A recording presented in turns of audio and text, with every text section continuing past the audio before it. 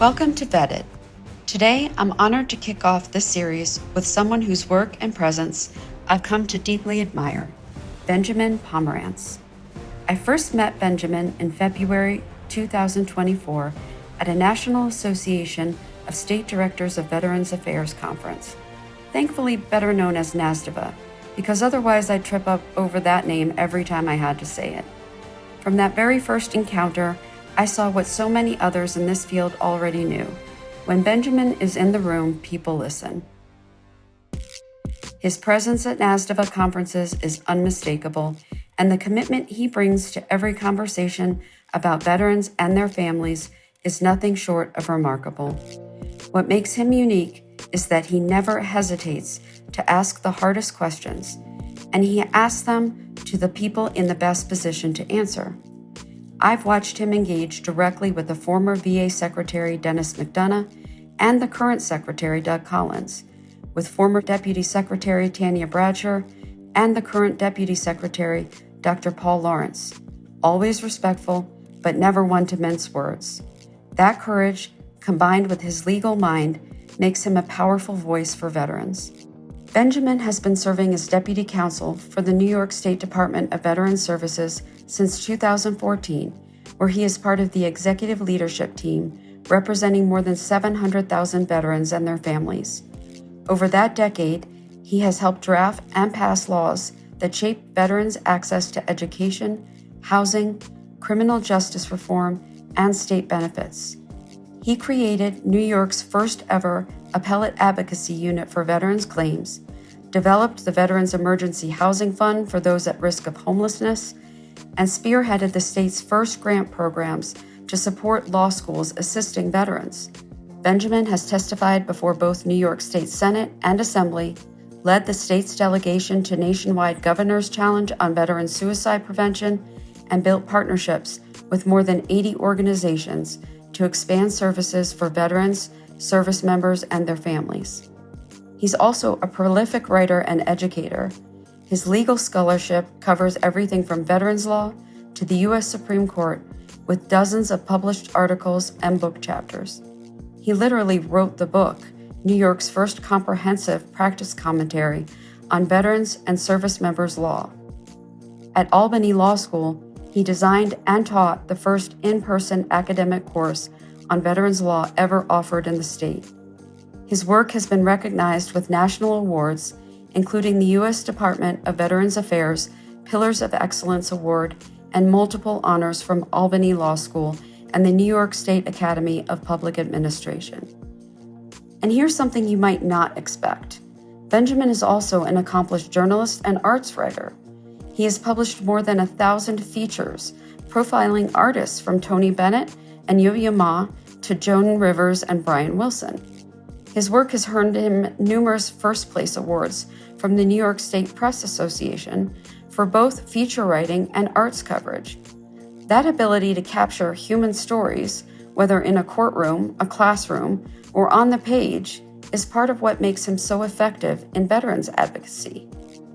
A few months ago, Benjamin and I started talking about how valuable it would be to sit down and just have conversations, not white papers, not formal testimony, but real conversations about veterans' benefits, where the system succeeds, where it fails, and where we can challenge ourselves to do better. And that's what today is about, the first of what I hope will be many conversations with Benjamin. We're not trying to solve everything in one sitting, but we're going to start asking questions, what I hope are the right questions, and invite others to join in. Just today at a NASDVA conference in Cheyenne, Wyoming, I heard someone say, if you're going to roll your eyes, be prepared to roll up your sleeves. So that's what we're going to do. Let's get started. Benjamin, welcome to the show. Thank you for joining me today. I want to tell my audience a little bit about you. You are Deputy Counsel for the state of New York. New York State Department of Veterans Services. Okay, so every state is a little bit different. Yes, they are. Just to confuse things. Yes. And actually, that's a nice segue to how you and I met, which is at the National Association for State Directors of Veterans Affairs. A couple of years ago now, when I first launched GenVets, and you immediately impressed me with your advocacy for veterans, and when we would be in the sessions and you would talk to the individual speakers, sometimes the actual deputy secretary or secretary whoever was representing the Veterans Benefits Administration. So that's why I'm very glad that you agreed to join me and discuss some of these issues. I hope this won't be the last time. Why don't you tell us a little bit about yourself? Well, thank you so much, Jen. First off, honored to be here, honored to be with you because you are a great advocate for veterans and military families. Thank you. And one of the many wonderful things about your work is you are unafraid to take on the challenging cases and the challenging policies, which I think brings us together in conversation today because these are unusual times. They're challenging times to be a lawyer, they're challenging times to be an advocate, and frankly, they are challenging times for many people to be a veteran. And that sounds weird, but I'm sure you're seeing it. We're seeing it in our Department of Veteran Services in New York State. There are more veterans coming to us than ever before. And I've been in this space now for 11 years and 11 months with issues that are causing them angst, that are causing them despair, that are literally rupturing their life and their families' lives than I've ever seen at any prior point in my career. And the odd part about all of that is we're in this time right now, in a sense, at least on paper, of veterans benefits renaissance, right? Because there is so much stuff out there. I just came back from 2 days at the New York State Fair meeting with veterans. And I was speaking with a Vietnam War veteran yesterday morning who was expressing his feelings about how when he came back, there was none of this stuff, right? These types of benefits, these types of resources, these types of supportive structures, they didn't exist when that generation came home.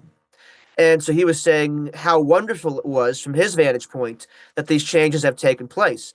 But the changes only work if the veteran is connected to the right place, the right entity with the right paperwork at the right time. Absolutely. And that need for navigation is so important. And that's why I'm so glad you have this podcast and Mhm. why you do the work that you do to make certain that veterans do have those navigators in their corner. My work for New York State spans a wide variety of areas, from direct representation to veterans and military families, all the way through working with more systemic issues at both the federal and state level in terms of policy. It's a fascinating job. No 2 days are ever alike. And the best part is the chance, as you know full well, to hopefully change the lives of others for the better. One of my heroes, U.S. Army veteran Jackie Robinson. I'm also a baseball junkie, as I'm sure you know. Mhm. And so that the two areas of interest kind of converge with Jackie Robinson and his service in the U.S. Army, and of course his subsequent service to the nation as a trailblazer in civil rights and human rights. Famously quoted for saying that a life is not important except in the impact it has on other lives. And that veteran, that great veteran's quote explains why I think we do the work that we do in advocacy. It's to leave that positive impact on the lives of others who might be finding a lot of closed doors until they reach that open door that leads to the good advocates who are here to help. I love how you described it. I haven't heard that before. A renaissance of veterans benefits. That's an excellent way to put that. And I think that brings me to the concept we had for today and what we're going to talk about. It's something that I've seen in a lot of my direct representation, going back for my work with paralyzed veterans, and also with my work just not only with Gen Vets, but in volunteer work throughout the community. And that is what the state of the Veterans Affairs or the Veterans Benefits Administration duty to assist is. How has that changed from when the Veterans um, Claims Assistance Act of 2000 was passed. And that's sort of when I was a baby lawyer, and just learning. And when I started with VA, that was the big thing. All the letters, all the notice, all the case law that was coming out about what that meant, what the responsibility was, what the duty to notify is, what the duty to assist was, has changed with the implementation of the Appeals Modernization Act. Mm-hmm. Yes, it So has. I think that we're seeing a lot of confusion that is both on the side of VA and both on the side of veterans with how they are now filing their claims and what they're seeing when their decisions come in. Because of course the evolution of new classes of veterans who are filing claims, they're not all the same. They don't all remember, That's right. and we need to understand that. I even forget. Not everybody remembers, back when these stacks of papers how many trees did we kill with those letters and those packets that went out. But I know that with each client I have, I hear different sets of opinions on how helpful they are. And I know I just had lunch with a former, she's now a retired judge the other day, who was saying how hard it is for them to strike a balance. And they're trying very hard to provide the right information. What's the right balance? What is too much? What's not enough? How is it? And I said to her, I believe that. I believe you are trying. I believe there's a group of people who sit down and really do want to provide that information. The problem is it's also buried in a lot of other papers that maybe legally have to be sent out to cover your requirements somewhere else, and it gets lost in all of this. And I don't even understand what it is you're trying to say or do when I look at this morass of things. So, what are your thoughts? Well, I think you're exactly right on all of those fronts. There have been changes, and the changes are twofold. There's changes to a certain extent in the law, but the bigger changes, I think, and I think maybe you're seeing this as well, are in the application of the law or the lack of application of the law, which sometimes comes into play as well. On paper, the VA is a proclaimant, non adversarial system and has been so for a good long time. And the act that you referenced in 2000 is the one that kind of took that concept and put it down on paper and said, okay, VA, this is different from criminal law. This is different from matrimonial law, from any other field, really, that exists in the practice of law, where a veteran who is seeking benefits or a veteran spouse who is seeking benefits before the VA gets to have a lot of advantages that you don't see in other areas of the law, at least on paper, such Do you as the think concept. veterans believe that? Do you think they understand that this is supposed to be a non-adversarial process? I don't think they do. Okay. And I think that those who do believe it far too often wind up getting caught up in the red tape in the system, and the idea that they had a belief in the non adversarial nature goes away very quickly. But I think that's a great point, right? Because you can say non adversarial until you're blue in the face, but if the practice shows something else, that's what's going to matter to veterans and to spouses and children of veterans, because if they're facing an adversarial action, you can say it's not adversarial, but if it is adversarial in fact, that's what really matters. And that gets to, I think, the divorce that sometimes takes place, and it shouldn't take place, between the law and the implementation.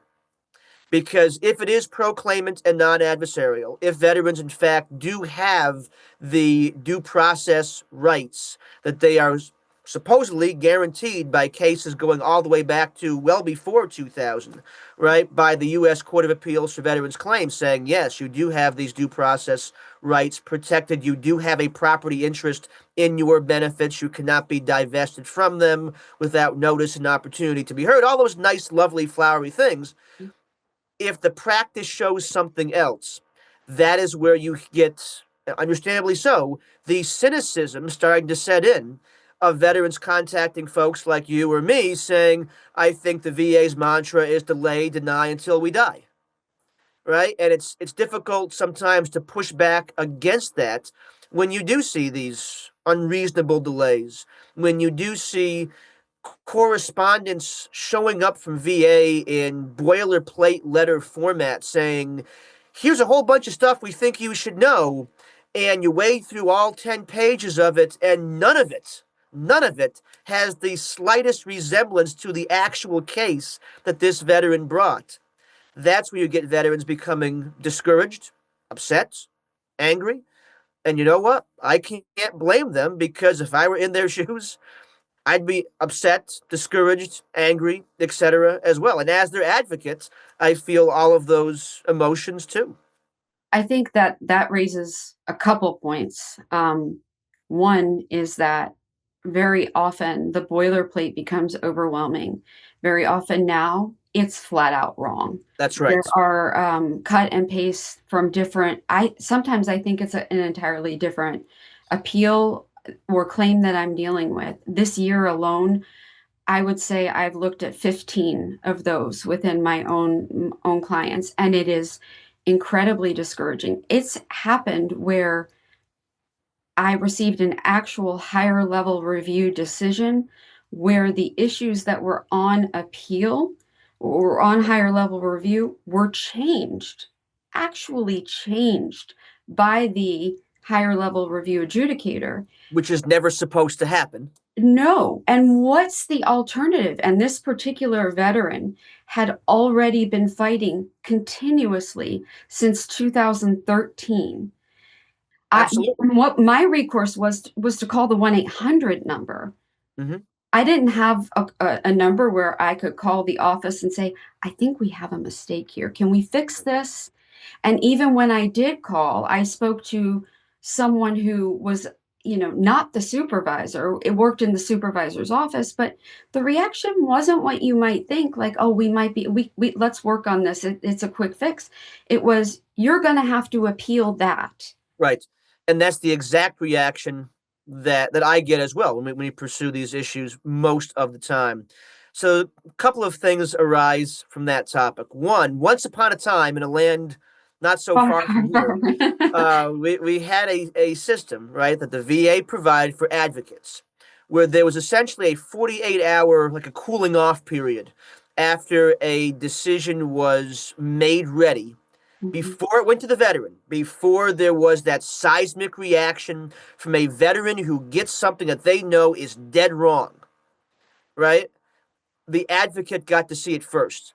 And within 48 hours, the advocate had the ability to communicate with VA and say, no, no, this is a mistake, right? You're deciding an issue for the veteran's left knee, and in fact, the veteran's claim was for their neck and their shoulder. So what in the heck is going on here, right? Or if something is that blatant, it could be adjusted, corrected, and that way the veteran never had to be in that part of the process for those egregious errors. That was Benjamin, I when I spoke to that supervisor that in the office, I was told that that still exists, but that and that he would put it on the person's desk, but that the odds of that happening were were so slim. low. He spoke with me for 45 minutes Mm-hmm. trying to figure out what was going on. He did his job. He was very um, interested in trying to be helpful and trying to figure something out. So his fear was that this wasn't going to end well, and he was trying to help me figure out a different way to help the veteran. But I want to be responsible with the information. Yeah. And that's good, because there are great people who work for the VA, Yeah. Oh but my gosh. we have to Yes. say that, right? Because it's not like, oh, everyone who's there is bad. There are plenty of people there who honor the concept of a proclaimant, non-adversarial system.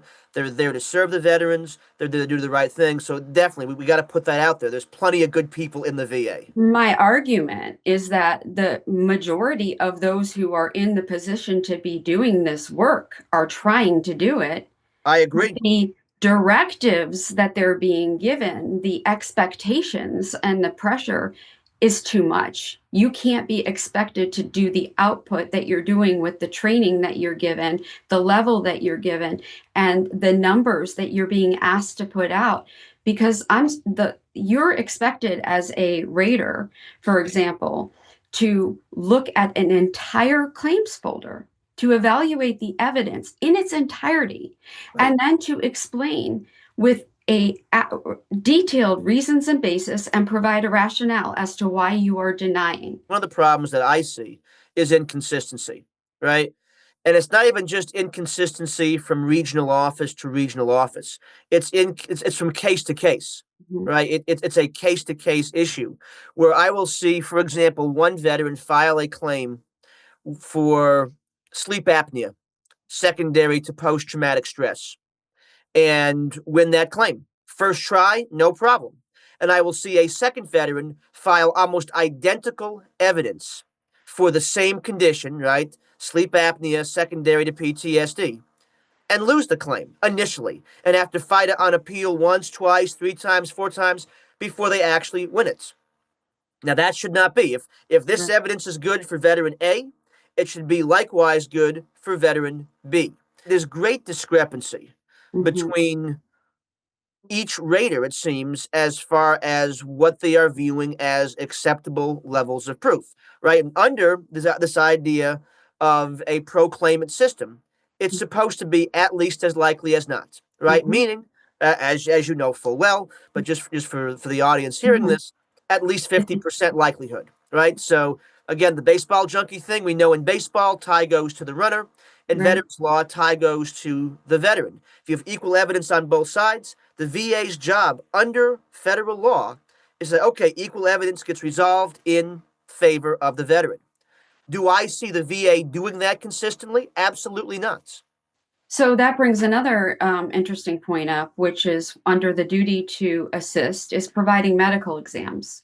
Oh, yes. Oh, okay. This is something where when you are developing a claim, a veteran brings a claim, and part of VA's job is case law has developed this. There's a lot of legal background that goes into it. We could be talking about for to build this Few up. days.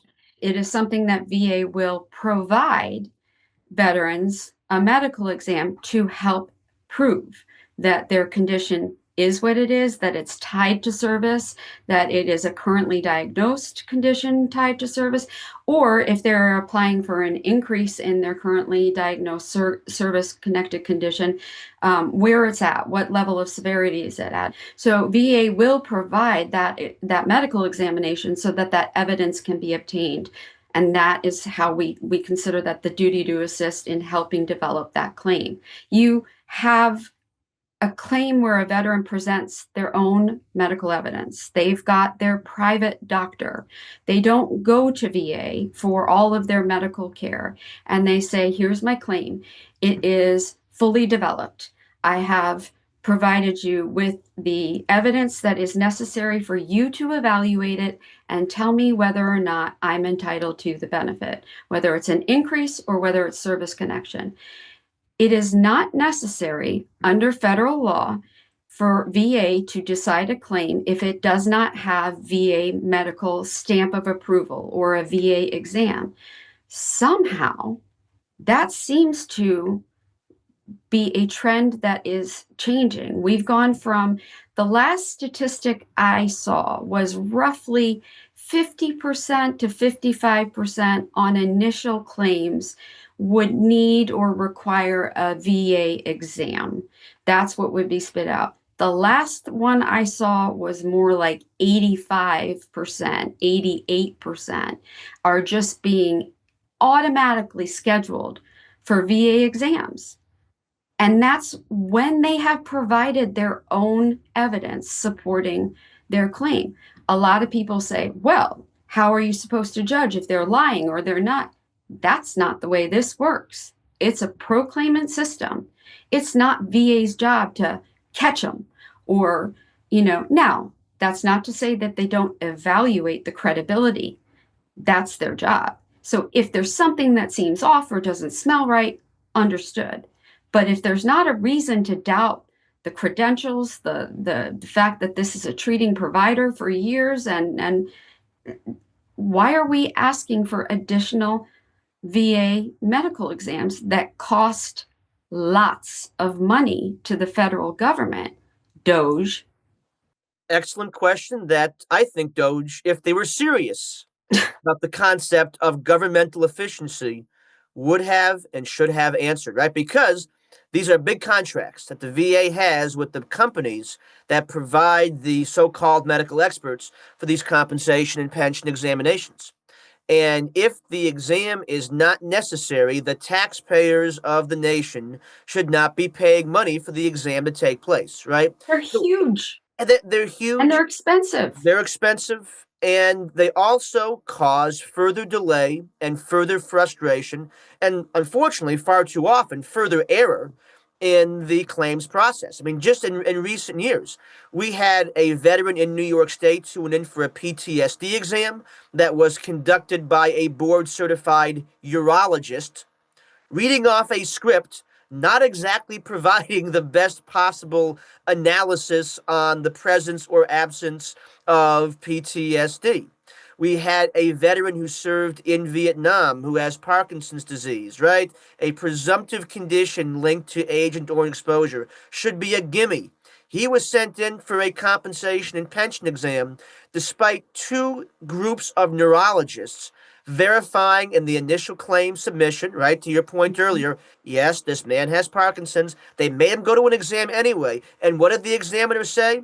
Over time, the veteran's Parkinson's may improve with a healthy lifestyle.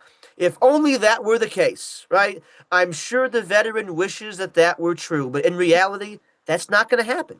And so he had to go back and have a request come from me for a new exam because the first exam was totally incompetent, and that wasted more of his time and more of his family's time, right? We had a situation recently where a veteran who is a double amputee was ordered to report for an exam. And I contacted VA headquarters and said, why is this happening? This man is an amputee. You can tell he's an amputee. You can tell in pictures that I've sent you that he, in fact, is an amputee. We have to verify that. Really? So this man was being asked by VA to get into a vehicle. Okay. By the way, he can't drive anymore, so his spouse had to take a day off from work to drive him and report to an exam site that was 2.5 hours each way from his home. Okay. And this is what this Vietnam War veteran was being ordered by the VA to do, or else they were going to deny him access to benefits that he had rightfully earned by virtue of his service in combat in the Vietnam War. When these kind of things take place, we cannot call this a proclaimant, non adversarial system. So, what's the flip side of that? The flip side is something called developing to deny, which decision after decision after decision in the U.S. Court of Appeals for Veterans Claims and even the U.S. Federal Circuit has said to the VA, thou shalt not do this, Correct. right? If you are, in fact, following your proclaimant mandate, once the veteran provides enough to get that claim across the goal line of being at least as likely as not linked to their military service, that's it. The game ends at that point, and the decision gets granted in the veteran's favor on paper. In reality, you're exactly right. The VA consistently is not doing this. And instead, they're delaying cases that should be obviously granted. They are forcing veterans to submit to these compensation exams that too often are conducted by medical professionals. Notice I'm not saying doctor, Correct. okay? It's a doctor sometimes, it's a nurse sometimes, And it it's a doesn't have physician to be a assistant doctor. sometimes. I don't even say it has to be a doctor because the system, I mean, honestly, we couldn't handle that. A nurse practitioner, a physician's assistant, and many, or psychologists, they're competent to provide these exams. What I'm not okay with is the gynecologist providing the neurology There exam. you go. Yeah. It's happened. And reading off a I've script. seen it happen. Yeah. Yeah, it's a problem. It's a real problem. And the reason is because they have a half hour to do the exam. I'm making this number up, but whatever it is, they have a prescribed period of time to do the exam, a prescribed period of time to fill out the report and to do the opinion, whatever it is, and that's it. That's what they're paid for. Yeah. No more, no less, and they check off the boxes. And you need to check the exam, have your advocate, because the veterans, they don't even get copies of these reports That's right. unless they ask for Unless they them ask. Yeah. by FOIA. And Mhm. that's usually how they have to do it. I think now you can call a number, though. There may be a different request into email. It used to be FOIA, but I So saw. any veteran is supposed to have the right to receive copies of the exam, to include the examiner's notes and the examiner's findings, right? Because this is the exam conducted in their claim. And the Correct. veteran has a right to see what people are saying with respect to their claim. But it's not like the the paperwork gets put into the mail after each exam, Right. right? To your point, and mailed to the veteran and or the veteran's advocate has to be the one to make that request. Check those exams. Check They're the exams. often they're wrong. They're not the symptoms and the answers that are being given to the examiner. They're not accurately being reported. I go over them now with my clients because they'll say one thing and it's the other. The symptoms. So there are things that just don't add up. You really need to make sure that one thing A plus B equals C. And when you check the exams, right, part of that check is also check the examiner's credentials. Mhm. And we live in the age of the information superhighway now where those checks can be done. See if that examiner is actually qualified to be Mhm. doing the exam, right? Because I'll do a preparatory session with every veteran with whom I work who goes in for a compensation and pension exam. And the first thing I will say for every veteran is this is going to be weird. This will be Yes. like no other medical experience you've had in your Mhm. entire life because the doctor or nurse practitioner or PA may not make eye contact with you. They Correct. may be reading off papers. They may seem to have no clue what they are talking about. And don't take it personally. Don't And take it oftentimes personally, answer their questions, they'll but don't be. say, "Yeah, I'm not your doctor. I'm not your psychiatrist. I'm not your therapist." And if you don't know that going in, it can be very off-putting. It can be upsetting. It can be triggering, and it's something that I've learned over the last couple of years. I really need to prepare, not to prepare to have them pass the exam or to get them to say the things, but to really understand how to handle it and the way that they need to understand emotionally and to be able to understand going in the way that they're going to need to talk about it because and honestly if they give answers that go off script, the Mhm. examiner isn't going to be able to handle it and That's isn't going to right. be able to know how to put that into their boxes or into their and it could really mess up the exam. Yeah, unfortunately, and this drives me nuts too. The VA puts a ton of credence, right, on these examiners who they're paying for to do these exams, Mhm. and there will be plenty of times where both medical evidence and lay evidence can be submitted, and all of it's in favor of the veteran. And a adverse decision comes back from the feds, and you look at it, and the whole thing is all about the examiner said this and the examiner said that. Well, wait a minute. What about the board certified medical experts whose opinions we also provided in this matter? What about them? Thankfully, the good news, right? And this is the good news portion for your Mhm. listeners. On appeal, that other stuff tends to get looked at quite well, and the Mhm. success rate on appeal is quite high. The Okay. frustrating part, of course, is that we have to have the stupid appeal to begin with because the exam that the VA insisted on having was bad, number one. And then number two, the fact that the VA put so much credence on that bad exam and let it leapfrog the weight of all of the other evidence that was provided in the case, which again, VA is not supposed to do. It's the totality of the evidence, at least on paper, Mhm. not VA exam evidence is here and all other stuff is here. That's not the way it's supposed to work in law. In practice, we see the VA unfortunately not doing it that way. And so that's why the exam is so important. It's why the preparation is so important. And the worst of it is sometimes you get the sneaky examiner. And these are the ones who I like the least. So, for example, if we're talking about an exam for an orthopedic condition, let's say the veteran's claiming issues with their lower back and their hips related to service. What I'll warn that person about, that veteran about, is the examiner who comes out into the waiting room. Hi, how you doing? Fine.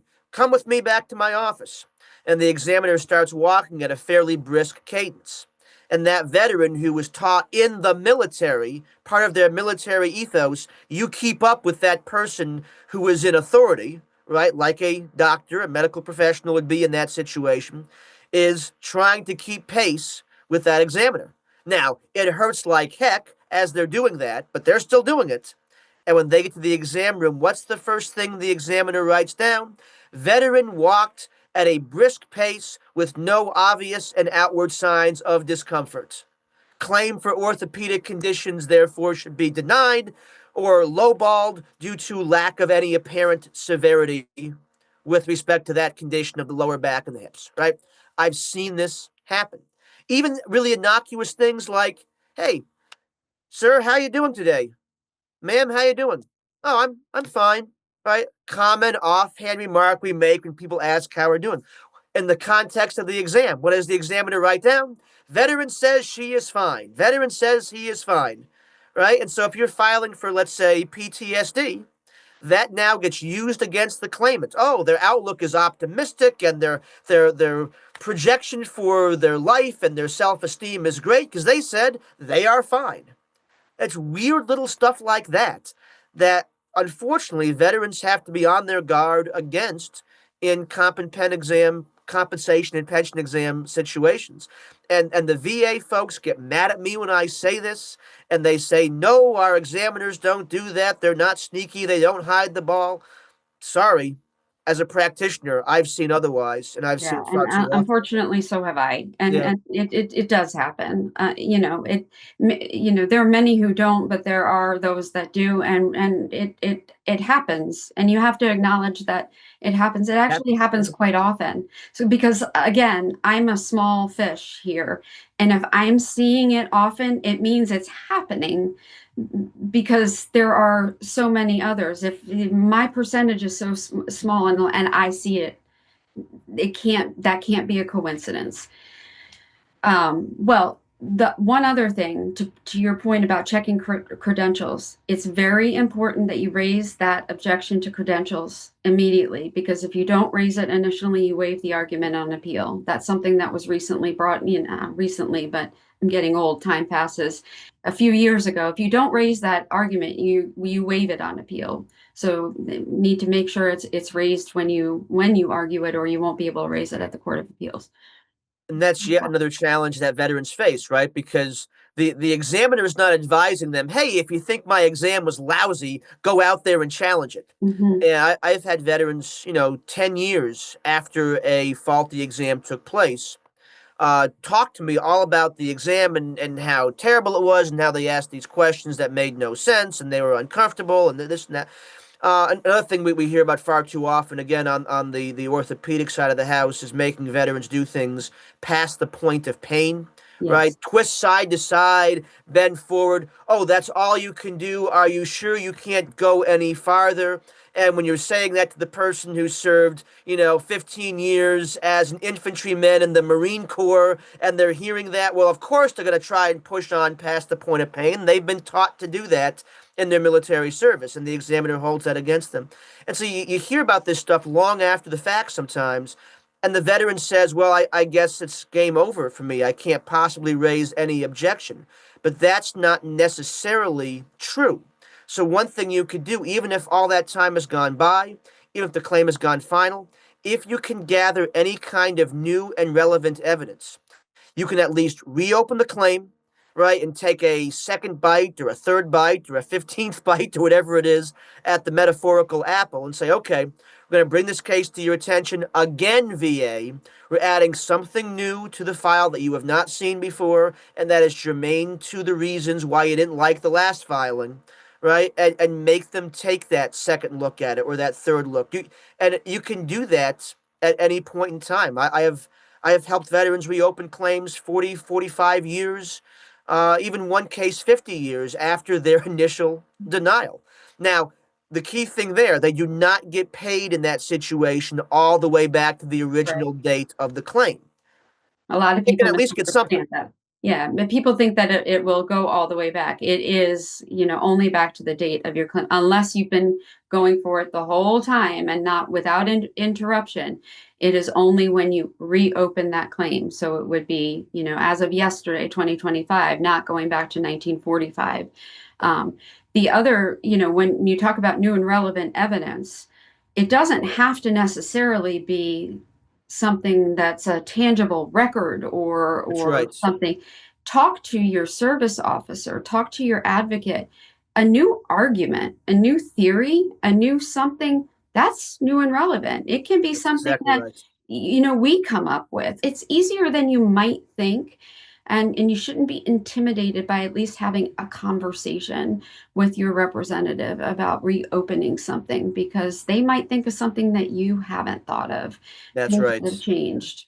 And I So made this allusion earlier to this phrase, lay evidence or lay statements. Don't forget that too, right? For the yeah. veterans out there, don't forget that. What that refers to is non-medical stuff. So again, proclaimant, non-adversarial system, at least on paper, right? That means, let's say you were that person in service who really followed that ethos of suck it up and drive on all the time, and you were not going to sick call, and the VA is trying to hold that against you by saying, oh, your military treatment records are blank. So we don't have any records that, this injury or this illness took place in service. That is not game over in the case, right? If you're still in touch with any of your battle buddies who served with you, for example, you can contact them. They can write a supporting statement on your behalf saying, yes, I was with Sergeant Snuffy on patrol when this thing happened and this injury occurred, and I'm an eyewitness to it, and I verify that it took place. Anyone can write those kind of statements, right? If you are someone who has been married for some time and your spouse knew you before, during, and after your military service, your spouse can write that letter that paints that picture of who you were before and who you have evolved into after, right? What changes, physical and or mental, have taken place. Parents can write those kinds of letters. Members of the clergy, employers, former employers, close friends, there is no limit on that. And those letters can really make a case substantially better by showing that type of a picture. So it's not just medical stuff.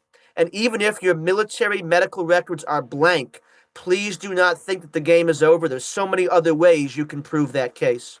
the earlier in the process that you present evidence, the better. And the earlier that you seek advice, the better. And especially with AMA, you shouldn't go at it alone.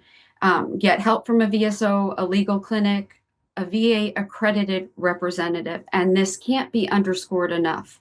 VA accredited representative, and we can talk about that. I plan to talk about it a lot more on this podcast going forward, and providing solutions to how we can, as a group, as advocates, as the government, state and federal, need to come together to work to get this information out, because right now everybody's siloed off and everybody's doing their own thing, trying to protect themselves in this situation, getting claims backlogs down, appeals backlogs down. It's not being done the right way. You can't get from over 200,000 to 150,000 done in 6 months and have it be done the right way.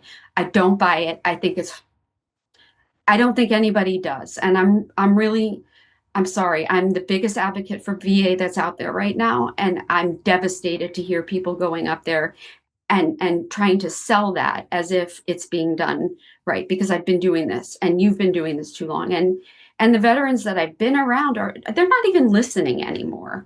They're They're not not, even and that's listening. exactly right. And what's It's VA an always echo saying, chamber. right? VA is always saying our number one priority is the prevention of veteran suicide. And I have heard that from every VA secretary going all the way back to General Shinseki. And yet, if they are that committed to the prevention of veteran suicide, the question that has to come up in the context of this conversation here is, why are they continuing to impose so many barriers and engaging in so many inaccurate and, yes, even unlawful practices that are barring veterans unjustly and even unlawfully from the benefits that are rightfully theirs by virtue of their service? Because I've worked with, and I'm sure you have too, so many veterans through the years where their case, their claim, and the appeals after their claim gets denied become an obsession. Oh, yes. They wake up each morning thinking about it. They lie down to sleep at night thinking about it. And they think about it almost every waking moment, it seems, in between.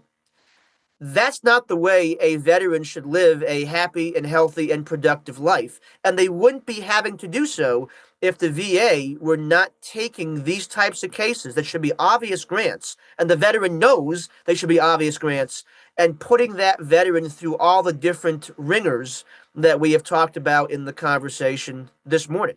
So if VA is committed to the prevention of veteran suicide, one thing they have to do is to remove the unreasonable barriers that exist to veterans getting the benefits and the services and the resources that Congress has created to prevent veteran suicide and to provide a happier and better and more productive life for veterans post service. The distinction, yes, it's VA, okay, but VA is the second largest agency in the country. And the problem I have, and the problem part of why I created GenVets was because the entire veteran population and military transitioning uh, population looks at VA negatively because of the Veterans Benefits Administration and this colossal juggernaut of issues that are just, it's cancerous. But VA is an amazing organization. 85% of it is just beautiful. But you have this that creates all of that, and it's just ruining everything. You know, I have one VA, two faces. That's You right. know, Mm-hmm. veterans deserve the benefit of the doubt. The Veterans Benefits Administration does not. Mm-hmm. The Exactly veterans right. earned the benefit of the doubt. The Veterans Benefits Administration has not. For too long, I have been giving the Veterans Benefits Administration, as a practitioner, the benefit of the doubt, even unknowingly, even on this. And I'm not going to be doing that anymore. Something and, needs and to be it's a big changed. problem, right? Because we all want to work in a space where the Veterans Benefits Administration does their job as laid out by Congress in Title 38 of the U.S. Code, but It's they're not. not It's not all of the employees. No, It's it not is the definitely people not. who show up to do their jobs. Those are hardworking people who want to Mhm. do right by the veterans. I need to make that clear. These are good people. These are hardworking people. There's a Absolutely. very big misconception about that. It is leadership, and it is people that need to understand that there are, and you and I can continue this conversation because we're going to have to, but we are in a society where we live every day. If you see something, say something, right? And I think Right. I've been waiting. You and I have talked about this because I see something and I've been waiting for everybody to say something because it's that obvious. And I'm looking around going, okay, is it just me? Is it just me? Nobody is really saying something. We all need to start saying something. We all need to call out what's happening, and we need more than that. It's not just complaining. We need to come together for better solutions. And we can't just say, how bad it is and complain to the secretary or the deputy secretary and rely on all of them to we need to actually figure out what's going to work and go with viable solutions. We need to actually come with real solutions that are not based in ego, that are not based in career, opportunity and individualism. It needs to be about the service, about the veterans, about their families, period. That's it. That's it, and that's what it needs to be. And the question is, and it's an open question, and if folks from the VA at the upper levels are listening to this, the question goes to them: is that a step that they, as leaders, are willing to take? Because it's not about changing the law, right? As we've talked about today, the law is there. Title 38 of the U.S. Code provides the mechanism for the VA to be a great agency, a veteran friendly, a veteran proactive agency. And for the most part, it is. And for the most part, it is. But the things we've talked about today are the points of pain and the points of pressure that are causing the word of mouth to spread among the veterans who have had to fight these battles. And sometimes these have been lifelong battles Right. with and against the VA, to say, no, this is not proclaimant. No, this is not non adversarial. It's a joke. And People have, frankly, it's yeah, an unforced error on the that's part of the VA. And this is a bipartisan statement. It's not on one side of the aisle or the other. It is a unforced error for the VA, which should be the good news agency, right? They're the right. veteran helping agency in the U.S. government, giving back to those who have given so much for this country and for our freedoms.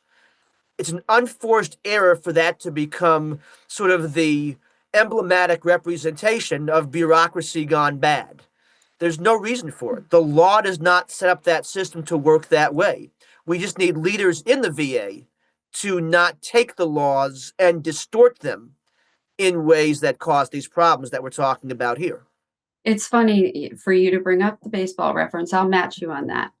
My father has has often said mistakes. You know, there are a lot of mistakes that are being made here, right? And I'll match you. A mistake is stretching a single into a double. That's right. These aren't mistakes. We have Mhm. real problems here that need to be addressed and fixed at a systemic level. And it's a challenge. It's a challenge I'm willing to participate in. I've got some ideas. Maybe they're not all the best, but they're come from 23 years of experience working with VA, among VA. Some of these people are my best friends, and I believe in them. I believe in their ideas. Sometimes we agree, sometimes we disagree. I've worked with nonprofits. I work with my community among the veterans. I don't want to make $1 million. I don't want to work at VA. I don't want an elected position. I just want to make a difference. As Jackie Robinson said, Like you that's at the said, end of the see day. something, say something, right? Now's Now's the the time for time. saying something. There's no reason to wait, and it's not rude. It's not jumping the chain of command to say something. Well, The it's time is when here you're to the say it. only one, it's a little nerve-wracking when you're Mhm. the only one. That's But right. if the audience has anything they'd like to add, they can go to genvets.org and leave some comments. How about that? I won't let them have your email address just yet. How about that? We'll wait. I'm fine with that. If they want to, I'll be happy to give it. It's Benjamin, Benjamin, Pomerance, at veterans.ny.gov. Let's hear your thoughts, because Yeah, we work for you, right? We're in this space to work for you and on your behalf. And we want to hear your thoughts. We want to take seriously your thoughts, good, bad, otherwise, and to try and figure out what the future should look like. we have next week, and then you and I are both going to be in Cheyenne, Wyoming, That's right. NASDVA, the conference. So we will hopefully have the ear of a whole lot of people who want to hear your thoughts. That is the one thing I will say about NASDVA, is that I believe every single person I talk to there, every state leader of the Veterans Administrations, there is there to make a difference and a change. And that is an underutilized source. You know, states veteran service needs to start at the state level because veterans are home there, and it all can't be done by big VA. So we need to be working together as a team with the states, with the all the resources we have. And I have come to love working with that organization more than anything. That's my favorite place to be, in that space with those people. I find them to be so committed, so genuinely heartfully in it. So we'll Want to leave get some good news here, right, for yeah, our listeners. One of the great things out there, beyond that veterans benefits renaissance I mentioned earlier, is there also really is a veterans advocacy renaissance yeah. taking place in this country as well, where there are lots of great people, lots of great groups, state government, local government, not for profits, etc., who are out there saying, yeah, we're here to serve you. Okay. And in the private sector as well, in the private bar, for example, there are wonderful veterans law attorneys out there who are doing this work and who are bringing precedent setting cases in the federal judiciary and who are working their tail off to try and find pathways to victory in these cases where the VA has been wrongfully denying that victory for far too long. So please, for all the veterans who are hearing this, don't think you're out there alone. Yeah. Okay? There are And I lots leave of people in Cheyenne that to go corner. to I leave Cheyenne to go directly to the Veterans Conference, the Advocates Conference in DC, which starts the day after on September 11th. And So it's a big conference. There's it a is a lot of big people in conference. that room doing this work. Yep, there are. And they are also some very, very passionate people. So, all right. Well, thank you so much. This has been a wonderful conversation. Always a pleasure. Thank you, Jen. Truly an honor. And to all who are listening who have served, thank you for your service. To all military families, the whole family serves. Thank you for your service. And to all advocates, thank you for your service. Thank you.